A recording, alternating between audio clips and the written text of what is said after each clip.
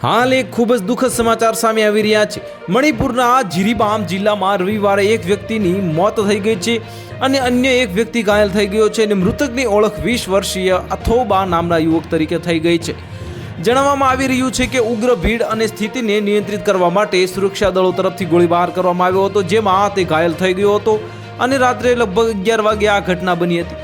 રવિવારની રાત્રે ઉગ્ર ભીડે જીરીબામ જિલ્લામાં બાબુપુરામાં સ્થિત ભાજપ અને કોંગ્રેસની એક ઓફિસમાં લૂંટ કરી તોડફાડ કરી હતી અને ઉગ્ર ભીડે સંબંધિત ઓફિસોના ફર્નિચરનો સામાન બહાર કાઢી અને સળગાવી દીધો હતો।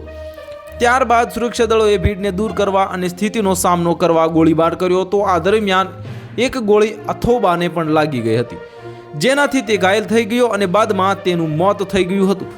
આ ઘટના જીરીબામ પોલીસ સ્ટેશનથી લગભગ 500 મીટરની દૂરી પર છે અને અધિકારીઓએ જણાવ્યું હતું કે વિરોધીઓએ નિગનથોખોંગમાં લોક નિમંત્રણ મંત્રી ગોવિંદદાસ કોન્થોજમ, લેંગમેડંગ માર્કેટમાં ભાજપના ધારાસભ્ય વાય રાધેશ્યામ, થોબલ જિલ્લામાં ભાજપના ધારાસભ્ય પાઓનમ બેબ્રોજન અને ઇમ્ફાલ પૂર્વ જિલ્લામાં કોંગ્રેસના ધારાસભ્ય લોકેશ્વરના ઘરોને આગ લગાવી દીધી હતી।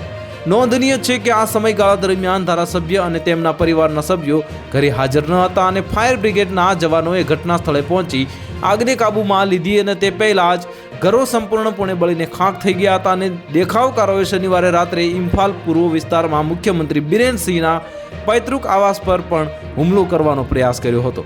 તો હાલ માટે આટલું જ। મળીશું નવી અપડેટ સાથે। જો તમને અમારા વિડીયો પસંદ આવતા હોય તો વિડીયોને લાઇક કરી દેજો, ચેનલને સબસ્ક્રાઇબ કરી બાજુમાં આવેલા બેલ આઇકનને દબાવી દો, જેથી તમને આવા સમાચારની અપડેટ મળતી રહે।